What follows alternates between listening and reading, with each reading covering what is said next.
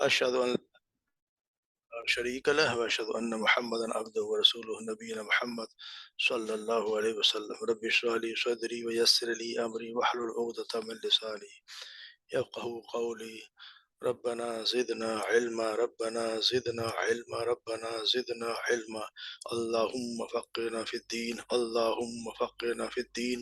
اللهم فقنا في الدين. السلام علیکم ورحمۃ اللہ وبرکاتہ. سب کو قرآن کلاس میں خوش آمدید. اللہ تبارک و تعالیٰ ہمارے وقت قبول فرمائے اور ہمارے نجات کا ذریعہ بنا دے. اعوذ باللہ من الشیطان الرجیم بسم اللہ الرحمن الرحیم. یا ایہا النبی حرض المؤمنین علی القتال ان یکم منکم 20 صابرون یغلبوا 200 وَإِن يَكُن مِّنكُم مِّيَّةٌ فَيَغْلِبُوا أَلْفًا مِّنَ الَّذِينَ كَفَرُوا بِأَنَّهُمْ قَوْمٌ لَّا يَفْقَهُونَ.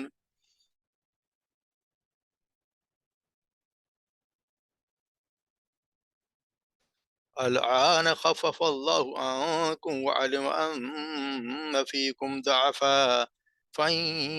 يكن منكم 100 صابرة يغلبوا 200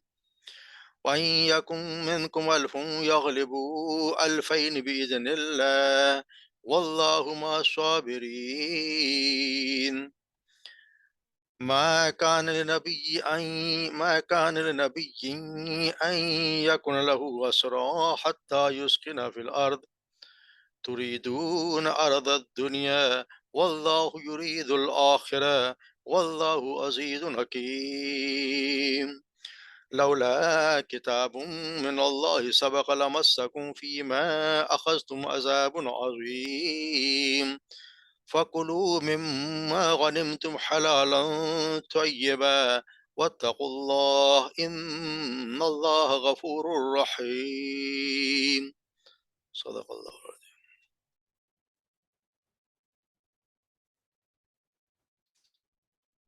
یا ایہا النبی حرض المؤمنین، اے نبی حرض المؤمنین یعنی ترغیب دیجیے اکسائیے مومنوں کو علی القتال جہاد کے لیے. ان یکم منکم اگر ہوں گے تم میں سے 20 صابرون 20 صبر کرنے والے یغلبو تو وہ غالب آ جائیں گے 200 پر. وَإِن یکم منکم اور ہوں تم میں سے منکم تم میں سے 100 یغلبو الف من الذین کفروا تو غالب آ جائیں گے الفن 1000 پر من الذین کفروا ان لوگوں پر جنہوں نے کفر کیا بأنہم قوم لا یفقہون اس لیے کہ یہ وہ لوگ ہیں جو نہیں سمجھتے. الآن اس وقت یعنی اب خفف اللہ تخفیف کر دیا اللہ نے عنکم تمہارے لیے وعلم اور اس نے جان لیا ہے ان فیکم ضعفا کہ بے شک تم میں کمزوری ہے. وَإِن یکم اب کیا ہوگا وَإِن یکم اگر ہو تم میں سے 100 صابرۃ 100 صبر کرنے والے یغلبوا 200 تو وہ غالب ہو جائیں گے 200 پر. وَإِن یکم منکم 1000 اور اگر ہوئے تم میں سے 1000 یغلبوا 2000 بإذن اللہ تو غالب آ جائیں گے 2000 پر اللہ کے حکم سے. واللہ مع الصابرین اور اللہ تعالیٰ صبر کرنے والوں کے ساتھ ہے. ما کان لنبی ان یکون له اسرا ما کان اور نہیں یہ مناسب نبی کے لیے لنبی ان یکون کہ ہو ان کے پاس لہو اسرا کہ اس کے لیے اسرا قیدی حتی یہاں تک کہ یسخن فی الارض وہ خون بہائے یعنی قتل کرے کافروں کو فی زمین میں. تریدون تم لوگ چاہتے ہو عرض دنیا دنیا کا سامان واللہ یرید الآخرہ اور اللہ تعالیٰ چاہتا ہے الآخرہ آخرت واللہ عزیز حکیم اور اللہ غالب حکمت والا ہے. لولا کتاب من اللہ اور اگر نہ کتاب لکھا ہوتا من اللہ اللہ کی طرف سے سبقہ یعنی پہلے لمسکم تو ضرور چھوتی تمہیں آتے تمہیں فیما اس کی وجہ سے اخذ تم جو تم نے لیا عذاب عظیم ایک بڑا عذاب. فکلو بس تم کھاؤ مما غنمتم اس میں سے جو مال غنیمت تم نے لیا حاصل کیا حلالا طیبہ وہ پاک ہے اور حلال ہے تمہارے لیے. واتقوا اللہ اور اللہ سے ڈرو ان اللہ غفور الرحیم اللہ تبارک و تعالی غفور الرحیم ہے.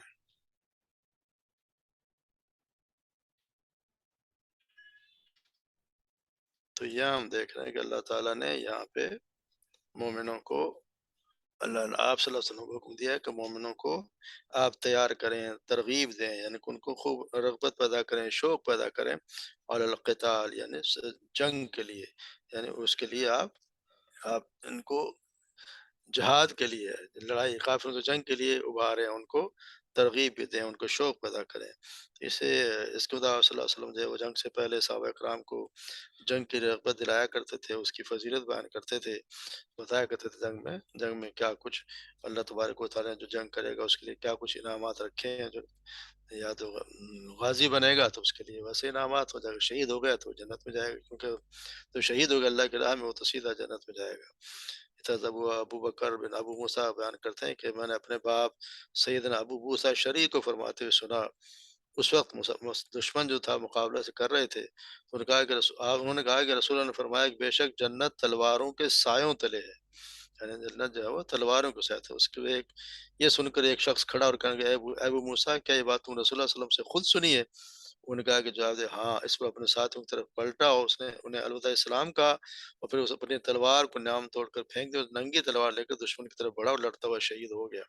یعنی اتنا جب آپ صلی اللہ علیہ وسلم کی طرف ابھارتے تھے، ان کو شوق دلاتے تھے جنت کی، ان کو رغبت دلاتے تھے، تو صحابہ کرام کو کیا رد عمل ہوا کرتا تھا، کس طرح وہ جان نثار کرتے تھے۔ اسے ایک اور مثال جہاد کرنے والوں کی دی گئی ہے کہ جب آپ صحابہ کرام میدان بدر کی طرف چلے تو یہاں تک کہ مشرقین بھی وہاں پہلے ہی پہنچ گئے تھے، بعد ازاں جب مشرق بھی آ گئے تو آپ صلی اللہ علیہ وسلم نے فرمایا کہ جب تک میں نہ بڑھوں تم بھی میں سے کوئی شخص کسی چیز کی طرف پیش قدمی نہ کرے۔ تو مشرق کے نزدیک آئے تو آپ صلی اللہ علیہ وسلم نے فرمایا اس جنت کی طرف لب کو جس کی پہنائیاں، جن کی یعنی چوڑائی آسمان زمین کے برابر ہے۔ اس پر عمیر بن حمام رضی اللہ عنہ نے کہا کہ بہت خوب، بہت خوب۔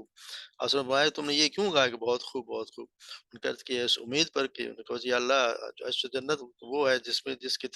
چوڑائی آسمان زمین کی طرح ہے، تو آپ نے فرمایا ہاں۔ تو کیا کہ اللہ آپ نے کی اس امید سے کہ مجھے بھی اللہ جنت میں داخل کرے گا، آپ نے فرمایا تم جو اہل جنت میں سے ہو۔ عمیر رضی اللہ عنہ نے اپنا توشہ دانہ لیا ہوا تھا، اس میں کچھ کھجوریں تھیں، وہ کھانے لگے۔ پھر انہوں نے کہا کہ نہیں، انہوں نے کھجوریں پھینک دے، کہنے کہ اگر یہ میں کھاتا رہا تو یہ تو زندگی لمبی ہو جائے گی۔ ان کے پاس جو کھجوریں تھیں انہوں نے وہ سب پھینک دی اور مشرکین سے لڑتے ہوئے شہید ہو گئے۔ یعنی کہ یہ ان کا جذبہ تھا۔ آپ صلی اللہ علیہ وسلم جو کہا کرتے تھے تو انہیں اس بات کا پکا یقین ہوتا تھا کہ آپ صلی اللہ علیہ وسلم جو بات کہہ رہے ہیں وہ یقینی طور پر حق ہے، اور ان کا اتنا ایمان مضبوط تھا تو وہ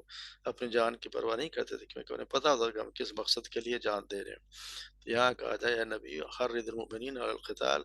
پھر ہم بتا دیں کہ ان یکم منکم 20 صابرون یغلبوا 200، اگر تم میں سے 20 صبر کرنے والے ہوئے تو وہ غالب آ جائیں گے 200 پر، یعنی کہ 1 اور 10 کی نسبت یہاں بتائی گئی ہے۔ 1 اور 10 کی نسبت ہوگی اگر صبر کرنے والے بھی ہیں، اور یہاں پہ اگر صبر کرنے والے ہوں اور پھر تمہیں جذبہ ہو تو پھر اس سے یقیناً جو ہے وہ یہی ہوگا کہ پھر وہ غالب آ جائیں گے ان پر۔ تو اس کی وجہ یہ بھی ہوتا ہے کہ ایک تو انسان کو جب ایک موقف کی سچائی کا یقین ہوتا ہے، اور ایک یہ ہوتا ہے کہ جو جس کو یقین نہیں ہوتا، تو جو یقین نہیں ہوتا پھر اس کو ناسمجھ یہاں ہوتا ہے کہ ان کو ناسمجھ لوگ ہیں۔ اس کا لڑنے کی جو نظریے کی جو بات آتی ہے، جو لڑنے کی بات آتی ہے، ایک تو وہ شخص ہو تو کسی نظریے اور اس کو پتا ہوتا ہے کہ میرا موقف حق پر مبنی ہے تو وہ پھر پختہ یقین کے ساتھ لڑتا ہے۔ اس کو پتا ہوتا ہے کہ میرا ایمان ہے کہ وہ حق پر ہے اور حق کے لیے لڑ رہا ہے۔ دوسری طرف ایسا شخص ہے جو نظریاتی طور پر تو ڈاواڈول ہے، اسے پتہ ہی نہیں کہ وہ کیوں لڑ رہا ہے، یا تو کسی کا وہ تنخواہ دار ملازم ہے یا پھر کسی حکم کی وجہ سے مجبور ہو کے لڑ رہا ہے۔ تو ان دونوں کے کارکردگی میں تو یقیناً زمین و آسمان کا فرق ہوگا۔ چنانچہ کفار کو جنگ میں ثابت قدمی اور استقلال کی وہ کیفیت ہو نہیں سکتی جو نظریے کی سچائی پر جان قربان کرنے والوں کے جذبے سے آتی ہے۔ تو ان کے اسی فرق کی وجہ سے بتایا گیا کہ یہ 100 افراد کے مقابلے میں ایک کے افراد، اگر وہ 100 ہیں تو پھر تمہارے 10 آدمی ان کے لیے کافی، یعنی 1 اور 10 کی نسبت یہاں دی گئی ہے۔ وجہ ان کے ایمان کی وجہ، شخص کو پتا ہو، اس کو پتا ہو کہ میں نے جان دی تو میری جان کی کوئی اتنی اہمیت نہیں ہے جتنا میرے نزدیک ہے کہ جس مقصد کے میں لڑ رہا ہوں، اگر میری جان چلی گئی تو وہ نظریہ تو باقی رہے گا، اور اگر وہ نظریہ وہ باطل ہی غالب آ گیا تو میرے زندہ رہنے کا مقصد کیا ہے؟ اس مقصد ہے کہ تو شخص لڑتا ہے، اور پھر وہ دوسری ایک اس کی صفت یہ بھی وہ صابر بھی ہو، صبر کرنے والا، تو پھر ان کی یہ بتائی گئی کہ یہ پھر ان کا تناسب ریشو یہ ہو سکتا ہے 1 اور 10 کا مقابلہ۔ वहीं यकुम मिनकुम मियतन यगलिबु मिअल्फ मिनल्लज़ीना कफ़रू, ये बात है कि अगर तुम 100 हुए तो फिर तुम गालिब आ जाओगे 1000 पर, मिनल्लज़ीना कफ़रू बिअन्नहुम कौमुन ला यफ़क़हून, यानी उन्हें समझ नहीं है। यहाँ पे बताया गया है कि उनके उनको इस बात की समझ ही नहीं है कि वो किस मकसद के लिए लड़ रहे हैं। जब इंसान में समझ ना हो, जिस नज़रिया समझ ना रहा हो, तो फिर उसमें वो उसका मुकाबला कर नहीं सकता जिनसे मुकाबले में वो लड़ रहे हैं। फिर मैं वही बताया, अल आन खफ़फ़ अल्लाहु अन्कुम, इस वक़्त जो है वो अल्लाह तबारक व तआला ने, क्योंकि ये जब आयत उतरी तो इसका ये मतलब ये है कि अगर ये आपका रेशो हो, अगर आप 1 हों और अगर दुश्मन 10 के 10 का आपके भारी है, तो यानी कि 1 और 10 का रेशो हो, तो फिर आप पर जिहाद समझो कि फ़र्ज़ हो गया। अगर आप फिर आप पर ये जिहाद फ़र्ज़ है। अगर आप जो हैं वो 1 करोड़ और अगला 10 करोड़ है, तो फिर आप पर ये जिहाद फ़र्ज़ है। अगर आप लड़ने वाले 1 करोड़ हैं तो। मगर ये फिर उनको भी सहाबा कराम को भी वैसे वैसे दूसरी जो आयत आ रही है, ये बाद की है, मतलब और यहाँ पे मौके की मुनासबत से यहाँ पे इसको शामिल कर दिया गया, लहाना खफ़फ़ल्लाहु अन्कुम वअलिमा अन्ना फ़ीकुम ज़अफ़ा। अब अल्लाह तबारक ने तख़फ़ीफ़ कर दी तुम पर, और उसने जान लिया कि तुम में कमज़ोरी है। कमज़ोरी से मुराद ये कि जब वो पहली जब बात आई तो उस वक़्त तो वो सहाबा कराम तो साबिक़ुल अव्वलून साबिक़ून, सबसे पहले मुसलमान हुए जिन्होंने आप सल्लल्लाहु अलैहि वसल्लम की डायरेक्ट तरबियत हासिल की, और जो उनका ईमान कितना पुख्ता था वो हम जानते हैं कि जिस तरह उन्होंने अपनी जान की बाजियां लगाई और आपसे कितनी तकालीफ उठाई, तो उनका ईमान जो मजबूत है। और अब जो बाद में जब और लोग मुसलमान बनने लगे, तो यकीनी बात है उनकी अभी इतनी ज़्यादा तरबियत भी नहीं हुई, इतना उनका ईमान पुख्ता उनके मुकाबले में तो था नहीं, जितना पहले वालों का था। और ये नए लोगों की तादाद ज़्यादा हो रही थी। अगर पहले 1000 में 50 लोग नहीं आ रहे थे, तो बाद में तो इतने ज़्यादा होने लगे। अगर 1000 हो तो उनमें से यकीनन आधे तो नए होंगे, बल्कि ज़्यादा ही होंगे। इसलिए यहाँ बताया कि उनका ईमान, क्योंकि उनकी मजबूती इतनी अभी हुई नहीं है, उनकी तरबियत अभी इतनी मुकम्मल है नहीं, इसलिए अल्लाह तबारक व तआला ने ये तख़फ़ीफ़ कर दी है कि और तुम वाइन यकुम मिनकुम मिय्यतुन साबितुन, कि अब 1 और 2 का रेशो हो गया ये। यानी कि ये पहले जो था 1 और 10 का था, अब बता दिया गया है मिय्यतुन साबिरतुन, अगर तुम में से 100 हों और यग़लिबु मियतन, तो वो फिर तो 200 भी गालिब आ जाएँगे। और अगर तुम में से 1000 हो तो यग़लिबु अल्फ़ैन बिइज़्निल्लाह, तो 2000 पर गालिब आ जाएँगे। वल्लाहु और अल्लाह तबारक सब्र के साथ, सब्र करना भी इसके साथ ज़रूरी है। तो ये अल्लाह ताला, अब ये है कि अगर 1 और 2 का रेशो हो, तो फिर रेशो है अगर आपका, उसके मुकाबले में अगर आपके उस एक आपसे डबल हैं, तो फिर आप पे अभी भी अगर मुसलमानों की हुकूमत चाहे तो फिर उनके ऊपर जिहाद फ़र्ज़ है। मगर रेशो यही होना चाहिए 1 और 2, ज़्यादा हो तो फिर मुश्किल हो जाती है, फिर अल्लाह तबारक व तआला हिम्मत दे तो बात है। फिर यहाँ बताया कि वमा कान लिनबी अन यकून लहू असरा हत्ता यस्कुन फिल अर्द, ये नबी के लिए मुनासिब नहीं है कि वो कैदी बनाए जब तक कि वो खून ना बहा दे ज़मीन में। तो वही है कि जैसे हम सब जानते हैं कि जंगे बदर में जो कैदी पकड़े गए, तो बहुत से तो वो मारे गए, तकरीबन 70 तो वो काफ़िर मारे गए बड़े-बड़े, और 70 को इन्होंने कैदी बना लिया। जब ये कैदी बनाए गए, तो फिर उस पे, क्योंकि ये कैदी जो थे वो पता भी है कि उनके उन्हीं के मक्का के रिश्तेदार भी थे और भी थे, तो इसलिए अल्लाह तबारक आप सल्लल्लाहु अलैहि वसल्लम ने यहाँ पे मशवरा किया कि इनके लिए क्या किया जाए, इनके लिए कि क्या इनके साथ क्या सलूक किया जाए। तो जैसे हमें पता है कि आप सल्लल्लाहु अलैहि वसल्लम पूछा, क्योंकि पता भी नहीं था कि इनके साथ क्या करना है, तो आप सल्लल्लाहु अलैहि वसल्लम ने मशवरा लिया। तो वह सैयदना अबू बकर से, और उनसे मशावरत हुई, सैयदना अबू बकर ने से पूछा, तो आपने अर्ज़ किया कि यार, ये अल्लाह के रसूल, ये हमारे चचाजाद भाई हैं, ख़ानदान के लोग हैं। सो मेरी राय तो ये है कि उनसे फ़िदया ले लिया जाए, ताकि उस रकम से कुफ़ार के मुकाबले हमें क़ुव्वत हासिल होगी, और क्या मुमकिन है कि अल्लाह उन्हें इस्लाम की हिदायत भी दे दे। तो आप सल्लल्लाहु अलैहि वसल्लम ने फरमाया कि ए इब्न ख़त्ताब, सैयदना उमर से पूछा तुम्हारी क्या राय है? सैयदना उमर ने कहते हैं कि मैंने कहा कि अल्लाह के रसूल, मेरी राय तो अबू बकर की राय के मुवाफ़िक नहीं है, मेरी तो मैं उनसे मुख्तलिफ है। मेरी राय तो ये है कि आप उनको हमारे हवाले कीजिए, ताकि और हम उनकी गर्दनें उड़ा दें। अक़ील को अली के हवाले कीजिए, अक़ील अली के भाई हैं। अक़ील अली को हवाले कीजिए ताकि वो उसकी गर्दन उड़ा दें, और मेरे फलाँ को मेरे हवाले कीजिए ताकि मैं उसकी गर्दन उड़ा दूँ। इसलिए कि ये लोग कुफ़्र के सरगने हैं और उनके सरदार हैं। आप सल्लल्लाहु अलैहि वसल्लम ने अबू बकर की राय ली, क्योंकि आप खुद भी शफ़ीक़ थे, और मेरी राय को आपने नज़रअंदाज कर दिया। तो फिर आप सल्लल्लाहु अलैहि वसल्लम ने ये हुआ कि आप उनकी राय मान ली गई, और फिर उन कैदियों को यानी कैदी बना लिया गया। मगर सुबह जब हुई तो ये आयत उतरी, तो इस पे अफ़सोस भी हुआ कि ये उनकी सैयदना अबू बकर की बजाय उनका सैयदना उमर फ़ारूक की राय ज़्यादा हक़ पे थी, क्योंकि ये उनको ज़ेब नहीं देता था कि वो کسی نے کہ جب تک ان کے قلع کما نہ کر دیں، کافروں کی کمر نہ توڑ دیں، تو آپ کو زیب نہیں دیتا کہ آپ ان کو قیدی بنائیں اور ان سے فدیہ وصول کریں۔ تو یہاں یہ بتایا گیا ہے کہ ناصرہ حتیٰ یسخن فی الارض، کیونکہ نبی کا کام تو یا مسلمان کا کام تھا کہ ان کو کافروں کی کمر توڑ دی جائے اور اللہ کے دین کو غالب کیا جائے، مگر یہاں لا اسرا حتیٰ یسخن فی الارض تریدون عرض الدنیا، تم چاہتے ہو دنیا کے دنیا کا ساز و سامان، کیونکہ کچھ صحابہ کرام اسی میں بھی وہ جیسے ہم دیکھتے ہیں مال غنیمت جو جنگ ہونے جو دیکھا کہ سب وہ بھاگ رہے ہیں تو کوئی ان کا سامان لوٹنے لگ گیا، ان کے ہتھیار لینے لگ گیا، کچھ لوگ تھے جنہوں نے اس کا پیچھا کیا، مگر اگر سب لوگ ان کا پیچھا کرتے تو شاید ان کو مار لیتے یا کچھ اور زیادہ حالات کچھ اور ہوتے، مگر وہ کچھ ایسے صحابہ کرام بھی ہوں گے یقیناً جو جس کو اس کے لالچ میں آ گئے۔ واللہ یرید الاخرہ، اللہ تبارک و تعالیٰ آخرت چاہتا، واللہ عزیز حکیم۔ پھر یہ آتا ہے کہ لولا کتاب من اللہ، اگر اللہ کی کتاب میں نہ لکھا ہوتا، اگر اللہ نے پہلی نہ اللہ لولا کتاب من اللہ کی طرف سے نہ لکھا ہوتا، سبق لمسکم، پہلے سے ہی لمسکم فیما اخذتم عذاب، تو پھر تم پہ عذاب عظیم آ جاتا۔ تو یہ اس کا مطلب ہے کہ اللہ تبارک و تعالیٰ نے پہلے سے ہی یہ، کیونکہ ہم پڑھتے ہیں اس میں سورہ محمد جو اس سے پہلے نازل ہو چکی تھی، اس میں سورہ کے آیت نمبر 4، اس میں آیا تو اذا لقمتم الذین، میں پڑھ دیتا ہوں وہ کسی طرح یہ فَإِذَا لَقِيتُمُ الَّذِينَ كَفَرُوا فَاضْرِبُوا الرِّقَابَ، اور جب کافروں سے کمسان کا رن پڑے تو گردنوں پر وار کرو، حتیٰ اذا اسخنتموہم، اور ان کو خوب کٹاؤ کر چکو، فشد الوثاق، تو پھر آپ خوب مضبوط قیدی سے پھر گرفتار کر لو، فَإِمَّا مَنًّا بَعْدَ إِمَّا فِدَاءً، اور پھر